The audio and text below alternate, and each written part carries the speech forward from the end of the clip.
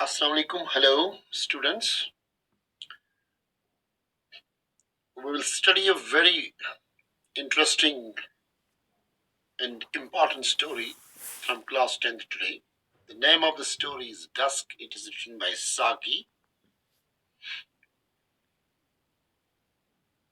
So let's go to the introduction of this very story. Here on your screen is the writer Saki, whose actual name was Hector Munro. He's a British writer and commonly known as Saki, and nobody knows why he has kept this name Saki. Saki was a witty satirist who lived and wrote about the society and culture of the times of King Edward in England. He was considered as a master of short story writers compared to O. Henry and Dorothy Parker. Saki was influenced by Oscar Wilde, Lewis Carroll, and Rudyard Kipling. Dear students, in this story, Dusk, Saki satirizes the character of Norman Gorsby, who feels himself better than the others who come to sit in the park at twilight. The story ends up with an ironic ending, humanizing the character of Norman Gorsby. Dear students, the writer uses two very important techniques or elements of comedy in this story: irony and satire. Irony means when the reader knows something that the character does not know. The example in this story is when the young man ends his sad tale with a veiled request for money. The man tells the story to make Gorsby feel sorry for him and lend him some money, but Gorsby fails to assess whether the story was a lie or not. Satire means to use comedy to express human weaknesses. This is perfectly seen when Gorsby is deceived by his miscalculation as he discovers that he has allowed the young man to outwit and con him. So, dear students, before we go to the explanation or understanding of this story, मैं आपसे brief Urdu में बात करके आपको समझा दूं कि इस कहानी का बेसिक बुनियादी प्लॉट क्या है। इस कहानी में आप एक ऐसे किरदार को देख रहे हो जो कि लीड किरदार भी है इस स्टोरी का, यानी नॉर्मन गॉर्सबी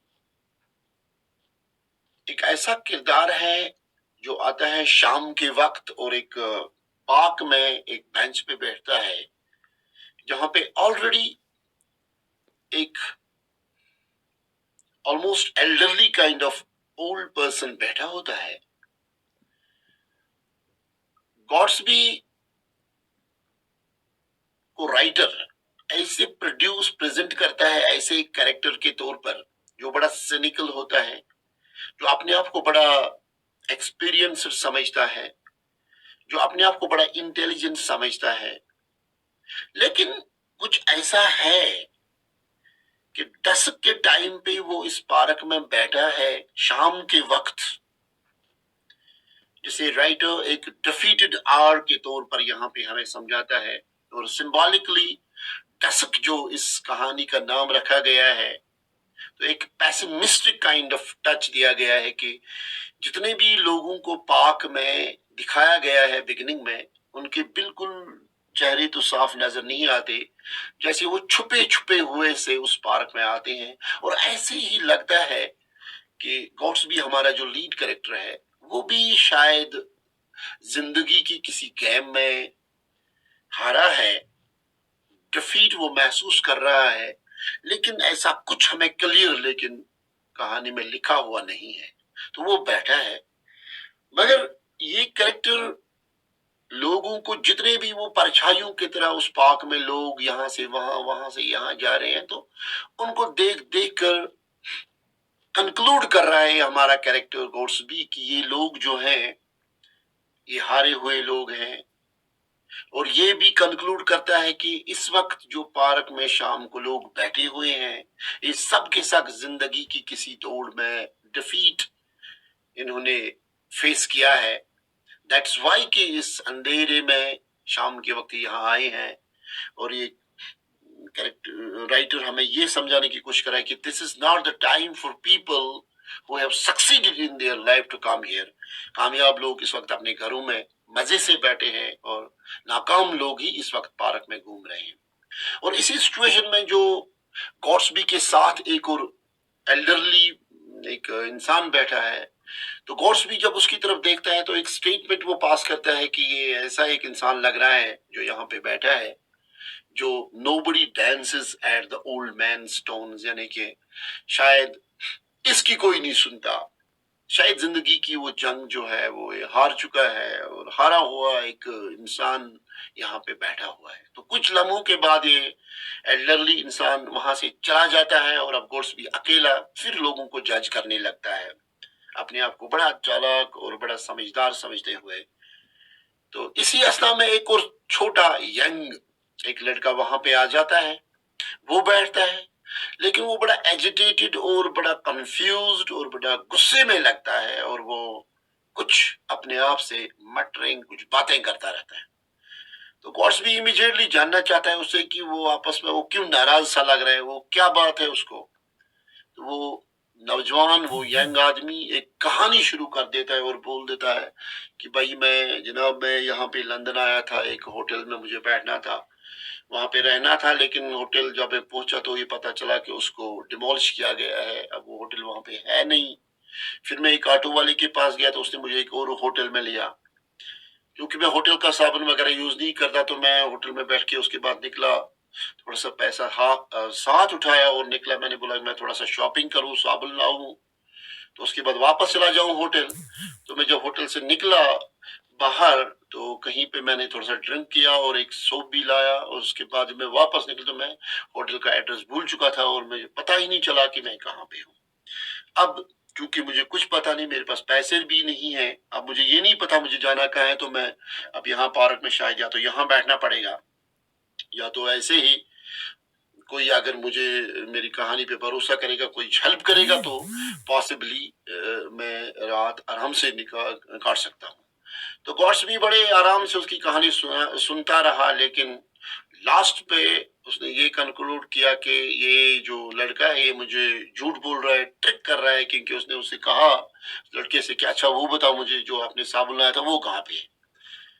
تو وہ نوجوان اپنے جیبوں کو ادھر ادھر ٹٹول رہا ہے، تو صابن کہیں سے نکلا نہیں، تو وہ فٹافٹ وہاں سے چل پڑا کہ اسے لگا کہ اس نے میری کہانی پہ یقین نہیں کیا. تو کچھ لمحوں کے بعد گوڈسبی خود بھی وہاں سے اٹھا، اس نے سوچا کہ میں بھی یہاں سے چلا جاؤں. تو اس نے اچانک بینچ کے نیچے دیکھا تو وہاں پہ اس کو صابن کی وہ ٹکیا ملی. تو وہ اپنے آپ پہ بڑا شرمندہ ہو گیا کہ یار مجھے I should have trusted that person, مجھے اس پہ بھروسہ کرنا چاہیے تھا. وہ فوراً وہ صابن ہاتھ میں لیے دوڑتے دوڑتے دوڑتے ادھر ادھر، تو بڑی مشکل سے اس کو لگا کہ ایک پل پہ وہ لڑکا کھڑا تھا، تو اسے وہ واپس دے دی. وہ اسے بلایا، صابن واپس دیا، سوری کہا، اور جیب سے کچھ پیسے نکالے اور اس کو دیے، اور کارڈ بھی دیا کہ جب بھی واپس ملے تو مجھے دے دینا. اور اب گوڈس بھی واپس آ رہا تھا، بڑا مطمئن تھا، سیٹسفائی تھا، کانٹینٹڈ تھا، یار میں نے ایک اچھا کام کیا، کم از کم اس بیچارے کی بڑا پریشان تھا یہ. تو واپس جب آیا تو اس نے دیکھا بینچ کے پاس ایک بزرگ جو پہلے وہاں بیٹھا تھا وہ بینچ کے نیچے کچھ دیکھ رہا تھا. تو اس نے اسے کہا کہ بھائی جناب آپ کیا ڈھونڈ رہے؟ تو اس نے بولا میں صابن کی ایک ٹکیا. تو اس طرح بڑا لیکن بیٹر یہاں پہ سٹوری ختم ہوتی ہے، اور گوڈسبی کو مجھے لگ رہا ہے بڑا کنفیوژن میں ڈال دیتی ہے کہ آخر وہ اس سوچ پہ اس کو پتا چلتا ہے کہ اتنی وہ ہم سٹوری کو پہلے ہم سمجھ رہے تھے، وہ اس کو پریزنٹ کیا گیا تھا ہائیلی ایکسپیرینسڈ اور ہائیلی انٹیلیجنٹ انسان جو لوگوں کے بارے میں بڑا جج کرتا تھا. Ultimately he fails to understand himself اور he fails to understand the people or trust the people around him. تو بڑا ہی عجیب و غریب سچویشن اس کے سامنے ہوتی ہے. تو چلو اب ہم اسی کہانی کو آگے انگلش میں اب یہ جو پلاٹ تھا بیسک یہی ہے، اس کو اب الگ الگ پارٹس میں پڑھ کے ہم سمجھنے کی کوشش کریں گے. So there are of the defeated. Subscribe